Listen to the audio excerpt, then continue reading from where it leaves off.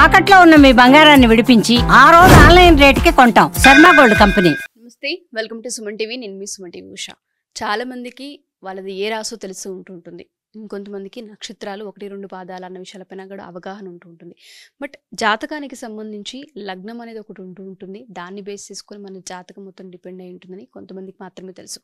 So లగ్నాలకి సంబంధించి కూడా 12 రాశులు ఏ విధంగా ఉన్నాయో 12 లగ్నాలు ఉంటాయని చెప్తూ ఉన్నారు. ఒక్కొక్క లగ్నానికి ఒక్కొక్క విధంగా ఉంటుంది అని కూడా చెప్తూ ఉన్నారు. వృషభ లగ్నం కనుక మనం చూసుకుంటే ఏ విధంగా ఉంటుంది అండ్ దాంతోపాటు వీళ్ళు ఏ పరిహారాలు చేసుకోవాల్సిన అవసరం ఉంటుంది, వీళ్ళకి కలిసి వచ్చే అంశాలు ఏంటన్న వాటిపైన మనతో పాటు ఉమాదేవరకొండ గారు ఉన్నారు. ఆయన అడిగి తెలుసుకుందాం. నమస్తే ఉమా గారు. నమస్తే అమ్మా. చాలా మంది వృషభ రాశి వారికి వృషభ లగ్నం ఇలా అనుకుంటూ ఉంటారు. బట్ రాశి వేరు, లగ్నం వేరు. అది జాతకం చూసిన తర్వాత మాత్రమే తెలుస్తుందని చెప్తుంటుంటారు. వృషభ లగ్నం వారికి గనక ఏ విధంగా ఉంటుంది అంటారు? వీళ్ళు ఓవరాల్ గా ఏ విధంగా ఉండే అవకాశం ఉంటుంది? ఏ అంశాలు కలిసి వస్తాయి? మ్యారిటల్ లైఫ్ లో అయినా, హెల్త్ లో అయినా, లేదంటే రిలేషన్షిప్ లో అయినా? ఫస్ట్ ఆఫ్ ఆల్ మళ్ళీ చెప్తున్నానండి, రాశి వేరు లగ్నం వేరు. ఎందుకనంటే రాశి అనేటువంటిది మీ జాతక చక్రంలో చంద్రుడు ఎక్కడుంటే ఆ రాశి మీ జన్మరాశి అవుతుంది. అదేవిధంగా మీరు సూర్య ప్రమాణం ఆధారంగా ఏ సమయంలో జన్మిస్తే దాని అనుగుణంగా మీ యొక్క లగ్నం అనేది నిర్ణయించబడుతుంది. ఉదాహరణకి మీది వృషభ లగ్నం అనుకోండి, ఇప్పుడు మాట్లాడుకున్నది. ఈ లగ్నం ఆధారంగానే మీ 12 భావాలు కూడా నిర్ణయించబడతాయి. ఏది పంచమ భావము, మీ సంతానం ఎంతమంది ఉండాలో చూడాలంటే ముందు లగ్నం ఏంటో తెలియాలి. 5th ఏంటో తెలియాలంటే ముందు ఫస్ట్ తెలియాలి కదా. సో 12th ఏంటో తెలియాలంటే ఫస్ట్ తెలియాలి. ఏదైనా లగ్నం అనేటువంటిది జాతకానికి చాలా ఆధారమైందండి. ఇక్కడ జన్మ లగ్నం నుంచి మనం వృషభ లగ్నం కనుక అయితే కనుక వాళ్ళ క్యారెక్టరిస్టిక్స్ అలా ఉంటాయి. సో వృషభ లగ్న జాతకులు జనరల్గా చాలా అందగాళ్ళు. మగవాళ్ళైనా ఆడవాళ్ళైనా చాలా అందగత్తెలు. చూడ్డానికి మొహంలో చాలా కళ ఉట్టిపడుతూ ఉంటుంది. ఫేస్ వాల్యూ చాలా ఉంటుంది. వాళ్ళు ఏదైనా అంటే ఫర్ సపోజ్ చాలా అదృష్టవంతులని కూడా చెప్పాలి. సో ఏంటంటే సెంటర్ ఆఫ్ అట్రాక్షన్ అంటూ ఉంటాం కదా. సో సెంటర్ ఆఫ్ అట్రాక్షన్ ఈ వృషభ లగ్నం వాళ్ళండి. సో ఎక్కడికైనా ఫంక్షన్కి వెళ్ళారంటే వీళ్ళ ఆలోచన విధానం ఎలా ఉంటుందంటే పొద్దున్న లేచి అద్దం చూసుకుంటారు, మళ్ళీ రాత్రి పడుకునే ముందు అద్దం చూసుకుంటారు. అంటే ఏంటంటే అందంగా ఉండాలి, నన్ను నేను బాగా బెస్ట్గా ప్రజెంట్ చేసుకోవాలి అందరి ముందు, నేను అలా ఉండాలి, నేను అలా కనబడాలి అందంగా. సో నా గురించి అందరూ మాట్లాడుకోవాలి, నన్ను పొగడాలి, లేకపోతే నన్ను వర్ణించాలి, ఈ రకమైన ఆలోచన ఉంటుంది. సో ఎక్కువగా ఈ రకమైన రోజుల్లో స్నాప్ ఇవన్నీ. సో ఏంటంటే ప్రతిదీ కూడా ఈ అందానికి అంటే సెల్ఫ్ మేడ్ అండి, సెల్ఫ్ లవ్ అంటారు కదా, వాళ్ళ మీద వాళ్ళకి అభిమానము ఇవన్నీ చాలా ఎక్కువ ఉంటాయి. అదేవిధంగా ఈ వృషభ లగ్నం వాళ్ళు కనుక ఏదైనా సరే ఒక సినీ రంగంలో అవ్వచ్చు, కళారంగంలో అవ్వచ్చు, నాటక రంగంలో అవ్వచ్చు, రైటింగ్ ఫీల్డ్లో అవ్వచ్చు, వీటికి సంబంధించిన విషయాల్లో క్రియేటివ్ ఫీల్డ్స్లో ఏది చేసినా ఎక్సలెంట్ ఫ్యూచర్ ఉంటుంది. వృషభ లగ్నం వాళ్ళకి యోగకారకుడు వచ్చి భాగ్య దశమాధిపతి శని అవుతాడండి. శని అంటే ఇండిపెండెంట్గా ఎవరి సహాయ సహకారాలు అవసరం లేకుండానే చిన్న వయసులోనే గొప్ప స్థాయికి వెళ్ళిపోతారు. ఆ రకమైనటువంటి క్యాపబిలిటీ, పొటెన్షియల్, ఆ రకమైన శక్తి సామర్థ్యాలు అన్ని వృషభ లగ్నంలో వాళ్ళకి ఉంటాయి. వృషభంలోనే చంద్రుడు ఉచ్చస్థితి పడతాడు. సో వీళ్ళకి ఎక్సలెంట్ లగ్జరీ లైఫ్ ఉంటుంది, ఎక్సలెంట్ జీవితంలో ఫన్ అండ్ ఎంజాయ్మెంట్ ఉంటుంది.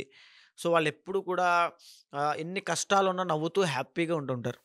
అంటే ఫర్ సపోజ్ ముఖానికి రంగు వేసుకునే ప్రతి కళాకారుడు కూడా ఈ శుక్రుడికి సంబంధించిన వాళ్ళే. సో ఐదర్ వృషభ లగ్నం అవుతుంది లేదా తులా లగ్నం అవుతుంది. సో వృషభ లగ్నం వాళ్ళు ఎక్సలెంట్ ఫ్యూచర్ ఉంటుంది. సో చంద్రుడు ఉంటాడు కాబట్టి వాళ్ళ ఎక్స్ప్రెషన్స్ కూడా, చంద్రుడు ఉచ్చస్థితి పడతాడు కాబట్టి వాళ్ళ ఎక్స్ప్రెషన్స్ కూడా చాలా అందంగా ఉంటాయి, చూడడానికి కూడా చాలా అందంగా ఉంటారు. అదేవిధంగా ఎప్పుడైతే 2nd and 5th ఓనర్ బుధుడు అవుతాడో విద్య పరంగా వీళ్ళు మంచి బిజినెస్ మ్యాగ్నెట్స్ అవుతారు, వ్యాపారవేత్తలు.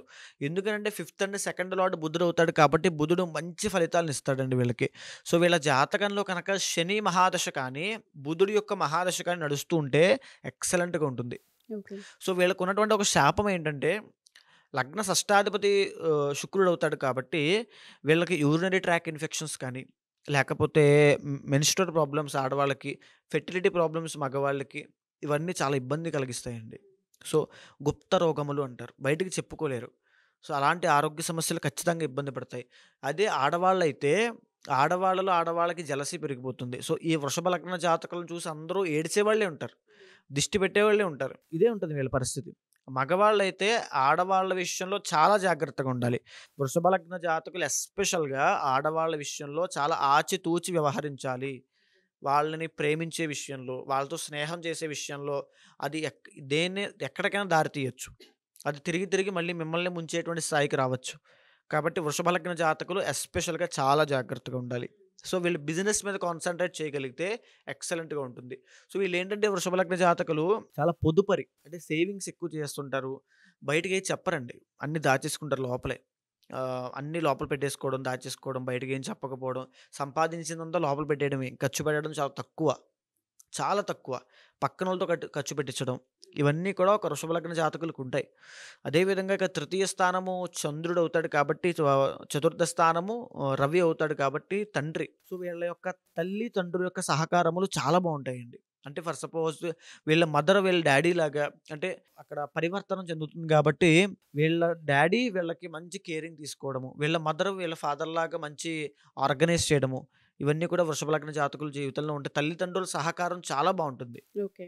వృషభ లగ్న జాతకులు ఎదగడానికి వాళ్ళ తల్లిదండ్రులే బ్యాక్ అండ్ సపోర్ట్ ఉంటారు. అదేవిధంగా ఇంకా సప్తమ స్థానం చూస్తే కుజుడవుతాడు. యూజువల్‌గా పెళ్ళైన తర్వాత మ్యారీడ్ లైఫ్ అంతా ప్రేమ, అభిమానాలతో, అనురాగాలతో ఉండేటువంటి అవకాశాలు ఉండవండి. ఏదో మెకానికల్ పెళ్లి చేసుకోవాలి, 30 సంవత్సరాల దాకా ఎంజాయ్ చేస్తారు, పని చేసుకుంటారు, డబ్బు సంపాదిస్తారు, పేరు సంపాదిస్తారు, 30 సంవత్సరాల తర్వాత పెళ్లి చేసుకుంటారు.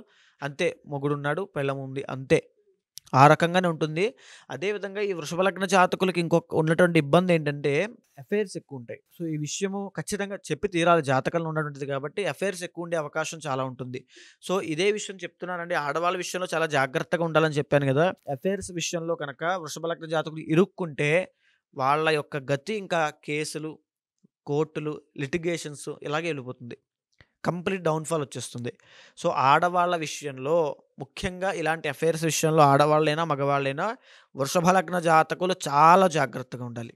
ఇకపోతే అష్టమ లాభాధిపతి గురుడయ్యాడు. సో, వీళ్ళకేంటంటే యూజువల్‌గా ఆర్థికంగా వీళ్ళకి ఆశలెక్కువుంటాయండి. అంటే ఇందాక నేను చెప్పాను మీకు సెకండ్ హౌస్ ఓనర్ బుధుడవుతాడు కాబట్టి దాచేసుకోవడం ఎక్కువుంటుంది.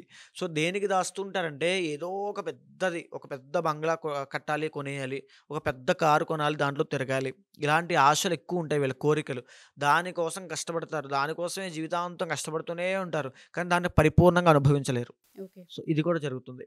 అదేవిధంగా వీళ్ళ జాతకంలో ఎస్పెషల్‌గా వృషభ లగ్న జాతకులకి భాగ్య దశమాధిపతి శని అవుతాడు కాబట్టి మహాయోగకారకుడండి. శని ఎవరి జాతకంలో అయితే యోగాన్ని పడతాడో ఉదాహరణకి వృషభ లగ్నము, తులా లగ్నము. హ్మ్. ఈ 2 జాతకాల్లోనే శని యోగకారకుడు. ఈ యోగకారకుడైనటువంటి శని ఎప్పుడైతే వస్తాడో దశ అంతర్దశల్లో ఒక టర్నింగ్ పాయింట్. జీవితంలో ఎంత దరిద్రం అనుభవించినా, ఎంత కష్టాలున్నటువంటి ఫ్యామిలీలో పుట్టినా వృషభ లగ్న జాతకులకు ఒక అవకాశం వస్తుంది. అదే శని యొక్క మహాదశ. ఉదాహరణకి ఆ శని ఏ అష్టమ స్థానంలో ఉన్నాడనుకోండి, అది అంత పని చేయకపోవచ్చు. అంటే ఉదాహరణ మీకెలా చెప్పాలి? వీళ్ళకి ఒక రూ. 1,00,00,000 ఇచ్చేటువంటి వ్యక్తి చాలా దగ్గరలో ఉన్నాడు. ఆయన రూ. 1,00,00,000 ఇచ్చి ఈయన్ని బాగు చేద్దామని చూస్తున్నాడు. బాగున్నాడు. ఆయనతో రిలేషన్ చాలా బాగుంది. అప్పటిదాకా డబ్బులున్నాయి. కానీ ఈయనకి ఇవ్వాల్సిన సమయానికి ఆయన దగ్గర డబ్బులందవు. ఎలా ఉంది ఇది వినడానికి? అలాగే శని ఎప్పుడైతే అష్టమ స్థానంలో పడతాడో శనికి బలం ఉండదు. ఓకే. ఆయన యోగకారకుడే. ఈయన మంచే చేస్తాడు. కానీ శనికి బలం లేనప్పుడు ఆయనేం చేస్తాడు? సో, వీళ్ళు 100% వృషభ లగ్న జాతకులు శనికి కనుక హోమం చేస్తే ఉదాహరణకి శని త్రయోదశి అలాంటి రోజుల్లో శనికి కనుక హోమం చేసినా, సుదర్శన హోమం చేసినా, నారాయణ హోమం చేసినా, శనికి జపాలు జరిపించినా, శని అంతర్దశలో ఏదైనా వాళ్ళు విశేషంగా శనికి అభిషేకం చేసినా, మయూరి ఇంద్రనీలము అని ఉంటుందండి ఒక జాతి రత్నము. ఓకే. వృషభ లగ్నం వాళ్ళు మయూరి ఇంద్రనీలం అనేటువంటి జాతి రత్నాన్ని ఖచ్చితంగా ధరించాలి. అది ధరిస్తే కుడి చేతి మధ్య వేలికి. అది ధరిస్తే ఒక 3 క్యారెట్లు దాటిన తర్వాత ఎంతైనా పెట్టుకోవచ్చు. ధరిస్తే ఎక్సలెంట్ ఫ్యూచర్ ఉంటుంది. వీళ్ళకి మంచి ఆయిల్స్ అండ్ రిఫైనరీ అవ్వచ్చు, పెట్రోలియం అవ్వచ్చు, లేకపోతే ఒక కంపెనీలో జాబ్ చేస్తూ ఆ కంపెనీని ఏలేసేటువంటి తెలివితేటలు ఉంటాయి వీళ్ళకి. అలాంటి తెలివితేటలైనా రావాలంటే శని అనుగ్రహం కావాలి వీళ్ళకి. శని అందరికీ చెడ్డవాడు కాదు. వీళ్ళకి ఎక్సలెంట్‌గా ఫలితాలు ఇస్తాడు కాబట్టి శనికి సంబంధించి మయూరి ఇంద్రనీలము 100% ధరిస్తే ఎక్సలెంట్ ఫ్యూచర్ ఉంటుందండి. డెఫినెట్‌గా అండి. సో, ఎవరైనా సరే వృషభ లగ్నం వారు కనుక ఈ వీడియో చూసినా, లేదా మాది లగ్నం ఏంటో తెలీదు, జాతకరీత్యా ఒకసారి కలవాలి అనుకున్నా డెఫినెట్‌గా మనల్ని అప్రోచ్ అవ్వచ్చు అంటారా? అవ్వచ్చు. లగ్నము జాతకంలో చాలా ఆధారం అండి. లగ్నం బట్టి మనం బ్లూ ప్రింట్ మొత్తం ఆ వ్యక్తి ఎలా ఉంటాడో, ఏం చేస్తాడో ప్రతీదీ చెప్పొచ్చు. సో, అదేవిధంగా ఈ లగ్నం ఆధారంగానే జాతకంలో ఏ ఏ దోషాలు ఉన్నాయో కూడా తెలుస్తుంది. ఆ దోషాలకు ఎలాంటి పరిహారం చేస్తే యోగం కలిసొస్తుందో కూడా తెలుస్తుంది. ఉదాహరణకి ఇప్పుడు శని.